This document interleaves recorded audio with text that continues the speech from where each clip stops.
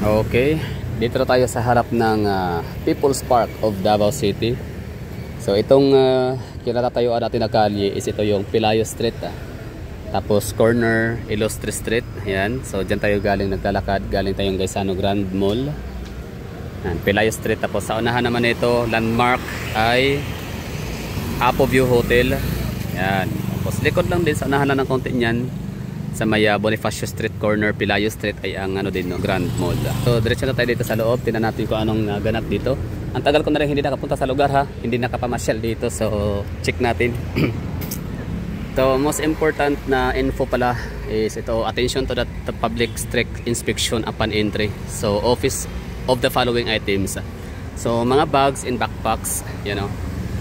Malalaking bags and backpacks bawal dito. So kung meron kayong dalang mga bags and backpacks, parang ewan ko kung meron ba rito pwedeng maiwanan ng ng mga bagahe. So lang, I recommend na punta kayo sa Gaisano Grand Mall at iiwanan niyo yung mga backpacks doon, tsaka bags sa kanilang baggage counter. Tapos mga boxes bawal din, jackets bawal na may hood. Pero pag walang hood okay lang. So weighted vests. May mga ganun pala. Hydration vest, okay, non-transparent water container. So yung mga yung mga sikat na pang flex, pang sosyalan na mga yun? Basta yung water container. Ang tawag diyan. Mga aqua flask, gano'n, no? So non-transparent water containers bawal. Non-transparent plastic wares. So bawal din. So kailangan transparent yung mga microwavable mga box, mga lunch box. So yun yung yan yung mga bawal. Ay yung mga pwedeng dalhin lang. So ito bawal. Ulitin natin haya, no? May mga colored, no? Heavy colored mga boxes, mga plastic wares, mga aqua flash, mga vest, jacket na may hood, boxes and malalaking bags and backpacks. So pwede dito lang, sling bag. Government buildings, air transport terminal, land transport. Okay, so pasok tayo dito sa loob. So may mga park rules and regulations. So bawal dito mag-littering, syempre kahit saan naman, no. Hindi naman kailangan talagang ilagay pa yung mga ganyang karatula, di ba, or signages na no littering. So kung talagang responsible talaga tayo, o pwede naman tayong baglain, balahura, pwede naman tayong burara talaga sa bahay. Pero pagka pupunta tayo sa mga public places, be responsible naman sa ating mga basura, no. So yung ating pagiging makalat, burara, iwanan natin sa bahay, no? Huwag dalhin sa labas. So kumbaga in courtesy, respect din sa nature and sa mga mga kababayan natin, kasi hindi natin pamamayari sodo yung lugar. And then siyempre pangalawa, no smoking. Davao City is prohibited ho talaga, non-smoking ho talaga kami dito. No illegal drugs, of course, no discharging of firearms or deadly weapons, no vandalism, no gambling, no alcoholic beverages, no pets allowed. Yan, marami akong napapanood ng mga vlogger, mga American vloggers actually, no. So punta talaga sila dito kasi isa to sa recommended na area sa Davao City, na pag once na nabisita ka sa syudad namin, kahit saan namang syudad sa Pilipinas, talagang wag natin kalimutan talagang puntahan yung City Hall, public market, shopping malls, and yan, public parks. So no pets allowed kami dito. So parang naghanap pa sila ng parang pwedeng mapag-iwanan ng pets, parang per hour ang bayad nun. Anyway, no loud playing of music. So pwede ka mag music pero no loud playing. No vendors allowed. Siyempre bawal magtitinda dito sa loob. No form of any indecent acts. So ibig sabihin ho niyan yung mga magkikissing, no, mga public display of affection, yan. So indecent acts. Ano pa ba? No spitting. Yan. So iwasan, no. May mga CR naman yata, basurahan, pwedeng dumura doon. No feeding the animals. Bawal. So may mga dito, may mga ibon, no. So no feeding animals. Private property. No destruction of private property. Tama. No posting of bills in any advertisement. Yung mga urgently hiring, gano'n, no? Bawal yan. Tsaka online na tayo ngayon, internet na. No picking of flowers, of course. No climbing of trees and sculptures. No bringing of breakable items. No ball games and remote control devices. So meron tayong drone dala dito, pero di naman natin to palilipa din. So okay lang siguro. No unauthorized entry of students during school hours. No charging of electronic gadgets and devices. Okay, no motorcycling, bicycling and skating. No sleeping or lying down anywhere within the premises. So yan, medyo hindi talaga maiwasan yan. What if kung pumunta dito para magpahinga tapos sobrang puyat, no, pagod. So ito yung nakita niyang lugar para talaga makapaghinga siya ng preskong hangin. So di maiwasan na naidlip, no, nakatulog. So depende na yan, no, parang case to case basis, depende. So syempre unauthorized events, demonstration, rallies and other unauthorized gatherings. Okay, yun na. So sana ay ano lang, no, nakita nyo yung ano natin dito, mga do's and don'ts and mga rules, regulations, ganun. Ang ganda. Welcome to People's Park, Davao City. So meron ditong pailaw. Yan, di ba? Ayos. Ganda dito. Itong People's Park is ano siya, pampamilya. Ulitin ko yung ano pala dito, schedule 5 AM daw sabi ni Kuya. Tapos 8 PM naman ang sa gabi. Early as 5 AM. Tama ba yun? 5 AM? Wait lang. Nakalimutan ko yung ano, umaga. Basta 8 PM sure ako. Tapos maraming ano dito, public toilet. So don't you worry na meron kang dalang mga mineral water. Tapos mahilig kang uminom ng tubig, di ba? Tapos or palaihi ka, di ba? So may mga toilet ano tayo dito, public toilet available. Tapos kung uulan naman, gaya nito, umulan, no, umambod. So ayaw mabasa. So ito, may ano dito area.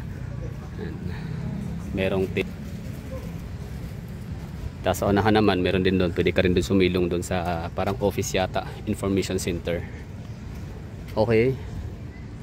And I love Davao City, People's Park. Dati mas masaya to dito, no, nung mga 2000, 2006, 2007. 2007 pala, rather. Una nakapasok dito 2007. So di ko alam kung kailan to binuksan. So nung time na yun, 2007, una kong punta dito na ano din very memorable, gawa nung ako na-slide lang naman doon sa area na yun doon. Kasi ano yun dumaan ako sa putikan, hindi ko na malay, Bermuda kasi siya. O lupa, may Bermuda tanim, tapos yun pala may basa pala siya. Kumbaga parang may leakage ng hose, gripo, ganun. So nag-slide. So nung pagka-slide ko doon, tumba, uwi. So yung ka-eyeball that time, wala, in-Indian ko muna. Kasi nakakaya naman, di ba, makipag-date ka, makipag-eyeball ka, tapos yun, yung short basa, di ba, puno, ano, putik. So yun, ngayon hindi na siya ganun ka ano, no, kasaya, hindi na siya ganun karami yung tao. Palibasa kasi ang dami ng ano, choices, ang dami ng mapapipili ang mga park. Marami nang pwedeng puntahan, Coastal Road, di ba, merong shopping mall, syempre daming mall sa Davao ngayon. Abreza Mall, di ba? Dagdag yun is imla ng Premier. So dami nang pwedeng puntahan, pwedeng pasyalan, tambayan ng mga tao.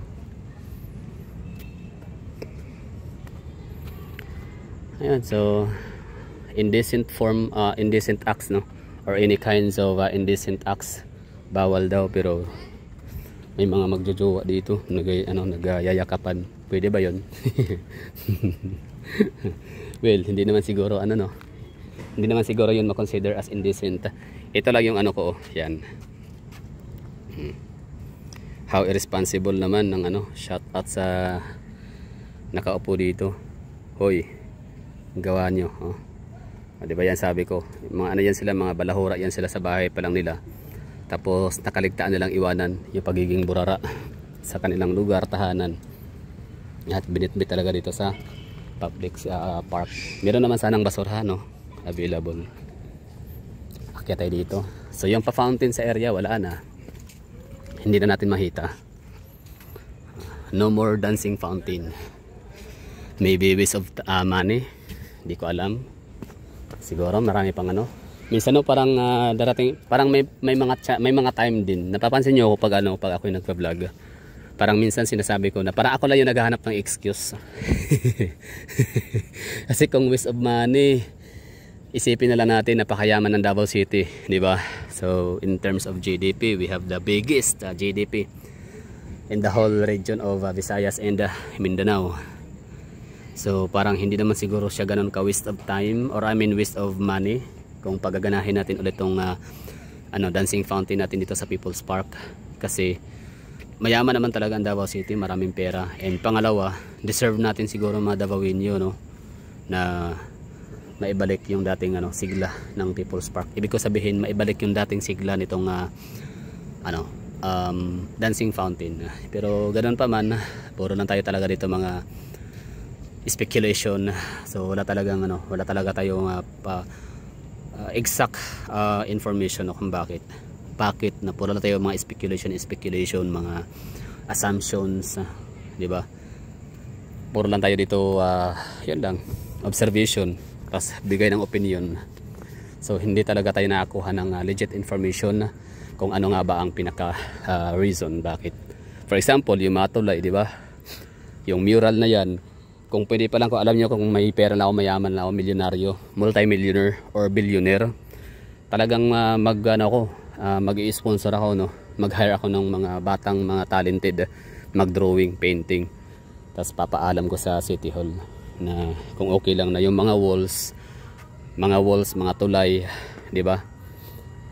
Ng ating mga tulay, mga walls, mga man yan, mga river, crossing rivers man na tulay, or yung mga overpass, flying over, gagawan ko ng mural, di ba? Mag-hire ako ng mga talented na mga tao nito, mga artist, para alam niyo yun, kasi Iloilo City ang ganda, di ba? Ang ganda ng Iloilo City, walang boring sa lugar nila. Talagang literal talaga na your heart beats in Iloilo. Kasi napaka-peaceful na lugar, napakalmado, mayaman. Kumbaga lahat din meron na din ng Iloilo City, no?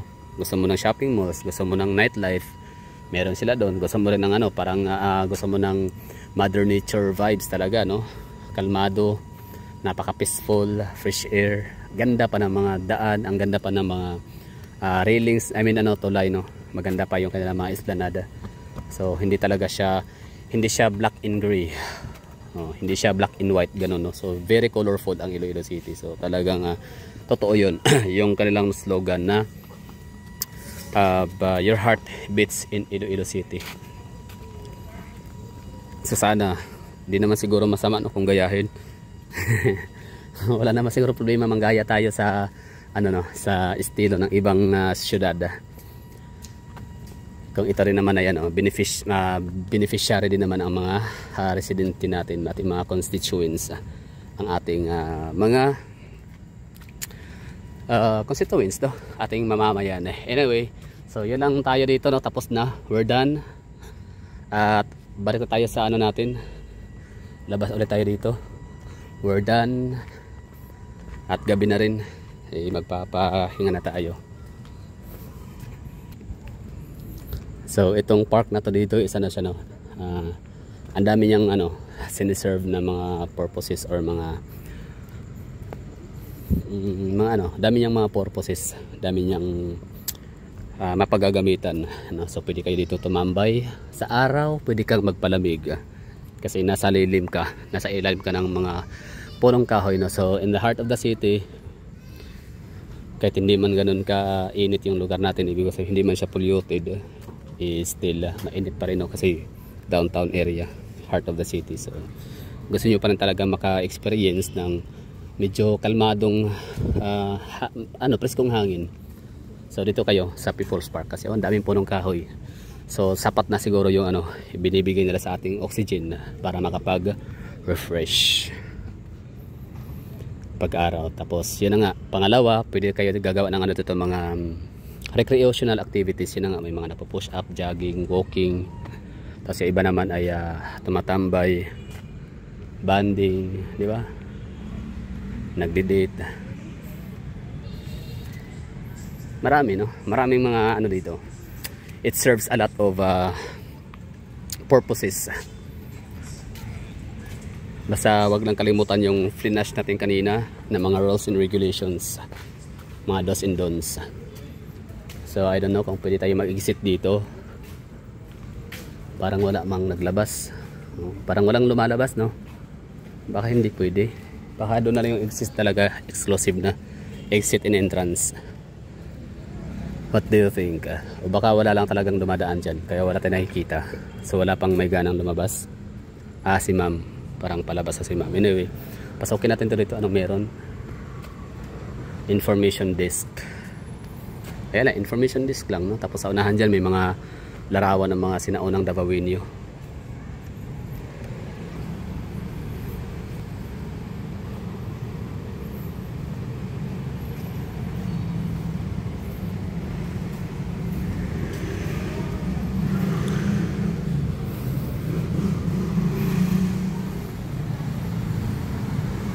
Iyan, no? Ito yung mga sinaunang hitsura ng Davao-Inyo, mga taga Davao.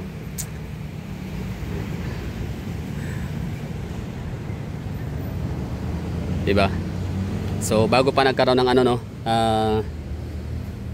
Spanish occupation dito sa Pilipinas, sa Davao City. So ito yung hitsura ng mga mga ancestors. So may hawig na sila sa mga Indo-Malay and Indochina, ganon. Hindi pa nila kamukha ang hindi pa sila mga Tisoy and Tisay. Wala pa silang halong mga hindi pa sila westernized ang looks. Okay, labas na tayo dito.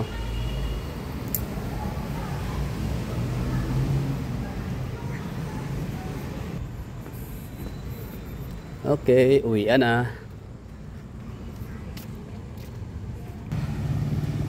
Okay, so ito ang Casino Filipino sa Apo View Hotel.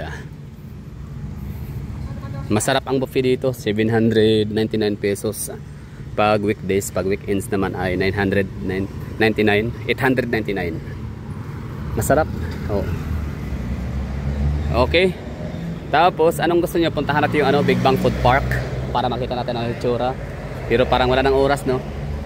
It's getting late outside na. So, it's getting dark outside, so it's going late na. So, uwi na tayo. At least meron tayo nakuha mga dito. Mga